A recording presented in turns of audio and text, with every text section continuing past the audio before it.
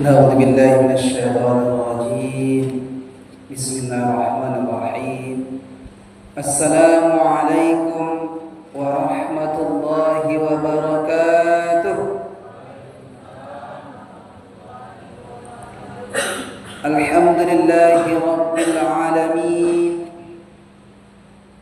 حمدا الشاكرين حمدا الناعمين حمدا يوافي نعمه ويكافئ مزيده. رب اشرح لي صدري ويسر لي أمري واحلل عقدة من لساني يفقه قولي. أما بعد. Yang sama-sama kita hormati Bapak Ketua Masjid beserta pengurus lainnya, seterusnya Bapak RT, Bapak RW, Bapak Ibu RT, pemuka masyarakat, alim ulama, angku-angku, nenek mama, ibu-ibu bundokan luang, bapak-bapak, ibu-ibu hadirin wal hadirat sidang jamaah salat subuh yang dirahmati Allah Subhanahu wa taala. Kembali kita bersyukur atas segala nikmat yang telah Allah berikan kepada kita, sehingga alhamdulillah kita sudah selesai melaksanakan ibadah salat subuh berjamaah dengan mengucapkan alhamdulillahi rabbil alamin. Alhamdulillahilladzi ahyana ba'dama amatana wa ilaihin nusyur. Salawat dan salam kepada Nabi Muhammad sallallahu alaihi wasallam dengan ucapan Allahumma salli ala Muhammad wa ala ali Muhammad. Bapak-bapak, ibu-ibu hadirin wal hadirat sidang jamaah salat subuh yang dirahmati Allah. Tanpa kita sadari, dari detik ke detik, dari menit ke menit, dari jam ke jam, patang rasulnya salat subuh, kinilah salat subuh lo lihat. Ya bu, patang rasulnya hari Jumat, kinilah tibolo hari Jumat. Baru rasulnya awak melaksanakan ibadah puasa di bulan Ramadan tahun 1446 Hijriah. Kini kita sudah memasuki tahun 1447 Hijriah. Tanpa kita sadari, semakin hari semakin sabanta rasonyo hariku. Maka untuk itu perlu kita renungkan firman Allah Subhanahu wa taala yang terdapat di dalam surah yang ke-81, surah At-Takwir ayat yang ke-26, halaman 586.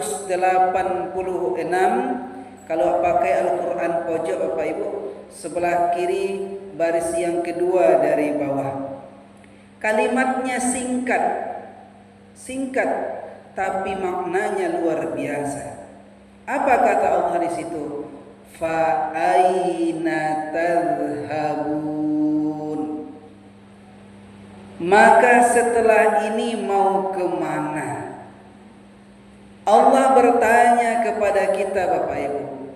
Bu, setelah sholat kok kama bu? Kama pulang. Sudah sholat kok kama apa? Pak, sudah sholat kama pulang juga. Setelah sholat kita insya Allah akan pulang. Pertanyaannya Bapak Ibu, kita akan pulang untuk ke rumah atau pulang untuk selamanya? Pulang ke rumah. Pulang ke rumah di dunia atau pulang ke rumah di akhirat? Bu,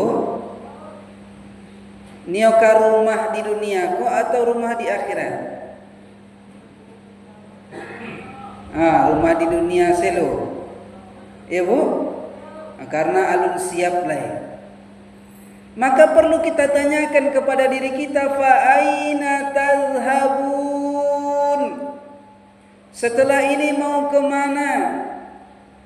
Para mufassir juga menjelaskan kepada kita bahwasanya ayat ini Allah Subhanahu wa taala menurunkan kepada kita Al-Qur'an sebagai pedoman dan petunjuk hidup kita. Toh kenapa kita tidak mau membaca Al-Qur'an? Kenapa kita tidak patuh kepada petunjuk dan pedoman hidup kita? Kenapa kita acuh saja terhadap Al-Quran? Fa'aina tadhhabun? Apalagi tuntunan hidup, pedoman hidup yang mesti Allah berikan kepada kita, supaya kita sadar, supaya kita memahami bahwasanya kita ini adalah makhluk Allah. Kita ini adalah ciptaan Allah yang senantiasa tunduk dan patuh kepada Allah. Bapak Ibu yang dirahmati Allah Subhanahu wa taala. Kalau kita memahami ayat ini, maka kita mesti mempersiapkan diri kita. Apa yang perlu kita siapkan? Pesan Allah kepada kita di dalam surah Al-Hasyr ayat 18 ini sering setiap tahun baru ustaz kita, mubalik kita sering menyampaikan ayat ini. Ya ayyuhalladzina amanu, wahai orang-orang yang beriman, ittaqullah, bertakwalah kepada Allah, wal tanzur nafsum ma qaddamat lighad, hendaklah kamu harus memperhatikan bekal untuk hari esok. Wattaqullah, bertakwalah kepada Allah. Innallaha khabirum bima ta'malun. Allah Maha mengetahui apa yang kita lakukan. Maka kita hidup di dunia ini Bapak Ibu, kita harus mempersiapkan bekal untuk hari esok. Maka selama puluhan tahun awak basobok jo Ramadan, apakah Ramadan yang kita lakukan, ibadah yang kita lakukan selama Ramadan yang telah berlalu sudah menjadikan kita orang yang bertakwa kepada Allah atau alun? Sudahkah Ramadan yang kita lakukan mendidik kita menjadi orang yang jujur atau tidak? Sudahkah Ramadan yang kita lakukan menjadikan kita senantiasa lebih dekat kepada Allah, atau malahan setelah Ramadan semakin jauh dari Allah? Lah puluhan tahun awak basokok di Ramadan, seharusnya maka semakin taat, semakin dekat, semakin patuhlah kita kepada Allah.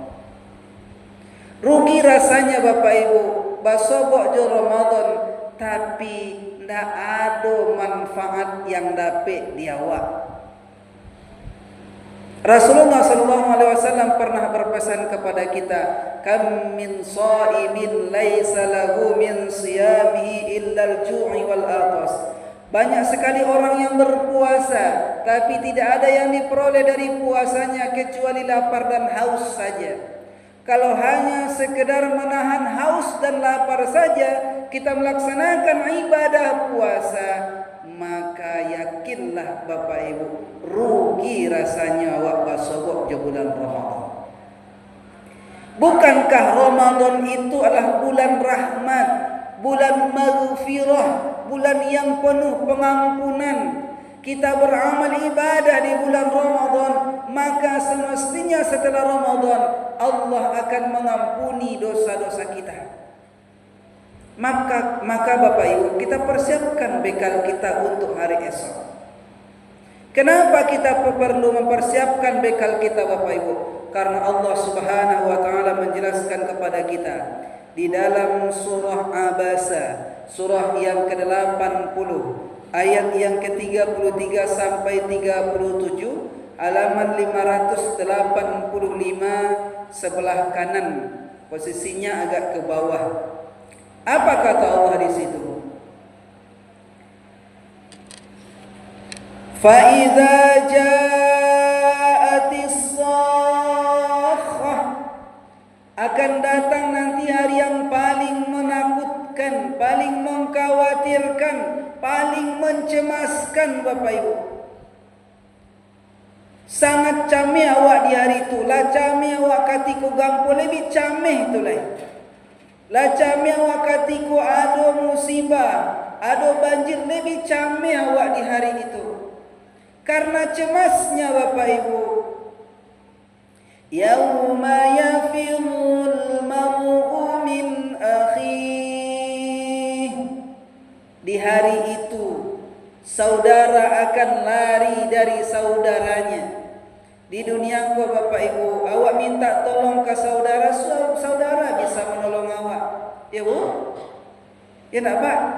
Saudara bisa menolong kita. Tapi pada hari itu ketika kita minta tolong kepada saudara, wahai saudaraku tolong aku, maka saudara akan mengatakan, wahai saudaraku maafkan aku. Jangankan untuk menolongmu, saya sendiri belum tentu bisa selamat di hari ini. Yauma yafirrul mar'u min akhihi wa ummihi wa abihi. Pai ke saudara nak dapat pertolongan, kemudian pailah awak ke ummi, ibu. Di dunia ko Bapak Ibu awak jadi perjuangan seorang ibu. Bagaimana pengorbanan seorang ibu, mulai kita dalam kandungan sampai ketika kita dilahirkan. Di saat kita dilahirkan, seorang ibu akan mempertaruhkan nyawanya demi kita, demi bisa melahirkan kita. Sakitnya luar biasa, sakit ya Allah, sakit ya Allah. Tapi ketika kita lahir ke dunia ini, rasa sakit yang dirasakan oleh ibu kita tidak terasa. Ibu kita meneteskan air mata kebahagiaan karena kita lahir dengan selamat. Setelah itu ketika malam, kadang-kadang ibu kita bangun tengah malam karena kita, karena mengurus kita. Sampai-sampai 24 jam ibu rela berkorban demi kita. Sampai saat ini, bagi orang tua kita, ibu kita yang masih hidup, mereka tetap mendoakan kita. Banyak pengorbanan seorang ibu yang dilakukan untuk kebahagiaan anaknya. Senantiasa ibu mendoakan kita. Tapi pada saat itu Bapak Ibu, ketika kita minta tolong kepada ibu, tolong amboku, maka ibu mengatakan, wahai anakku, di dunia dulu ibu bisa menolongmu nak. Di dunia dulu ibu susah payah, bagaimanapun ibu perjuangkan demi kebahagiaanmu nak. Tapi pada saat ini mohon maaf, ibu tidak bisa menolongmu nak. Maafkan ibu. Wa abi, begitu juga dengan ayah kita. Bayangkan Bapak Ibu bagaimana perjuangan seorang ayah terhadap kita. Siang malam tidak terasa demi kebahagiaan kita. Hujan, terik panasnya matahari ayah lakukan demi kebahagiaan kita. Walaupun kadang-kadang ayah tu cuek dengan kita Bapak Ibu, tapi sebenarnya mereka sayang dengan kita. Ayah itu sungguh luar biasa. Ayah itu sangat hebat. Ayah itu memang seorang pria yang tangguh demi kebahagiaan istri dan anak. Banyak pengorbanan seorang ayah Bapak Ibu kalau kita lihat-lihat. Toh saat ini kadang-kadang kita lupa terhadap ayah dan ibu kita. Kita tidak peduli dengan mereka. Karena mereka sudah tua renta, mereka sudah lansia. Banyak keluhan yang kita lakukan, banyak pengorbanan mereka yang kita lupakan. Pada saat itu ketika kita minta tolong kepada ayah, ya tolong saya ya, maka ayah mengatakan, wahai anakku, ayah bukan tidak sayang nak, ayah sayang kali nak. Tapi mohon maaf, jangankan untuk menolongmu, ayah sendiri belum tentu bisa selamat di hari ini nak. Wa sahibatihi wa bani. Baik paika saudara nak dapat pertolongan, paika ibu nak dapat pertolongan, paika ayah nak dapat pertolongan, kemudian mengadulah kepada sahabat. Ada mufassir yang menjelaskan sahabat di sini adalah pasangan kita. Begitu cintanya bapak kepada ibu, begitu cintanya ibu kepada bapak, apapun bapak lakukan demi kebahagiaan seorang istri, ibu rela berjuang demi kebahagiaan seorang suami. Bahkan dahulu kita pernah bercita-cita sehidup apa bu? Sehidup semati, cie idui, cie mati. Ketika suami idui, istri dan mau mati bu, tapi sehidup semati. Jangan bercita-cita sehidup semati apa ibu, sehidup sesurga. Maka di saat itu bapak ibu, ketika seorang suami minta tolong kepada istri, wahai istriku tolong aku. Di dunia dulu saya berjuang demi kebahagiaanmu dan anak-anak kita, wahai istriku. Tapi apa kata istri? Dah, mohon maaf dah. Di dunia dulu saya bisa berusaha membantu udah, tapi kini dah jangankan untuk membantu, saya sendiri belum tentu bisa selamat di hari ini. Begitu juga dengan seorang istri minta tolong kepada suami, dah tolong adek dah, tolong dah. Di saat itu suami akan mengatakan, wahai istriku, di dunia dulu apapun saya lakukan demi kebahagiaanmu dan anak kita. Tapi pada saat ini mohon maaf, jangankan untuk menolongmu, saya sendiri belum tentu bisa selamat di hari ini. Wabani, begitu juga dengan anak kita. Siapa yang tidak sayang dengan anak Bapak Ibu? Siapa yang tidak cinta dengan anak? Apapun kita lakukan demi kebahagiaan anak, demi kesuksesan anak. Bahkan hujan, terik panasnya matahari, bahkan kita rela berhutang ke sana ke situ demi kebahagiaan anak. Apapun kita lakukan demi kebahagiaan dan kesuksesan anak kita. Tapi pada saat itu ketika kita minta tolong kepada anak, wahai anakku, tolong ibu nak, tolong ayah nak, maka anak mengatakan, wahai ibu, aku bukan lupa dengan jasa dan pengorbanan, aku bukan tidak sayang, tapi mohon maaf ya, mohon maaf bu, jangankan untuk menolong ayah atau ibu, saya sendiri belum tentu bisa selamat di hari ini ya. Saya sendiri belum tentu bisa selamat di hari ini bu. Likulli imri'in minhum yawma idzin sya'nu yughni. Pada hari itu kita sibuk dengan urusan kita masing-masing. Maka untuk itu Bapak Ibu, hidup di dunia ini hanya sementara. Hidup di dunia ini hanya sebentar. Silahkan kita berusaha untuk kebahagiaan dunia dan akhirat kita. Silahkan kita mencari harta, silahkan kita bekerja, tapi jangan gara-gara dunia lupa kepada Allah Subhanahu wa Ta'ala. Karena kita harus menyadari suatu saat akan kembali kepada Allah. Maka melalui Ramadan tahun 1447 Hijriah ini Bapak Ibu, mari kita renungkan diri kita. Anggaplah ini Ramadan yang terakhir bagi kita. Maksimalkan melaksanakan ibadah puasa di bulan Ramadan ini. Maksimalkan qiyamul lail. Maksimalkan ibadah-ibadah sunnah di bulan Ramadan ini. Sehingga nanti setelah Ramadan selesai, Allah akan mengampuni dosa-dosa kita. Kemudian yang kedua Bapak Ibu, perlu kita renungkan juga. Bagaimanapun kondisi kita saat ini, bagaimanapun keadaan kita saat ini, hebatnya kita, kayanya kita, jangan kita pernah lupa dengan jasa dan ibu kita. Boleh jadi kebahagiaan yang kita rasakan saat ini karena doa dari orang tua kita. Sebaliknya Pak Ibu, andaikan saat ini kita belum menemukan kebahagiaan, ketentraman hidup, kenyamanan hati, maka perlu kita tanyakan kepada diri kita, boleh jadi ini karena kedurhakaan kita kepada ayah dan ibu kita. Doakan mereka setiap saat. Bahagiakan mereka ketika di sisa umur mereka. Kalau mereka sudah kembali kepada Allah, jangan pernah lupa berdoa dan bersedekah atas nama beliau.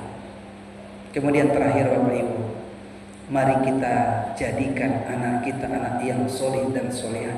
Karena ketika kita kembali nanti kepada Allah, merekalah nanti akan mendoakan kita. Merekalah nanti akan menyelenggarakan fardu kifayah kita. Maka berdoa kepada Allah, Rabbi habli minas solihin. Bapak-bapak, ibu-ibu, hadirin dan hadirat sidang yang salat subuh yang dirahmati Allah. Demikianlah kajian subuh kita pada pagi yang berbahagia ini. Mari kita tutup dengan doa kafaratul majlis. Subhanakallahumma bihamdika asyhadu an la ilaha illa anta astaghfiruka wa atubu ilaik. Banyak maaf. Assalamualaikum warahmatullahi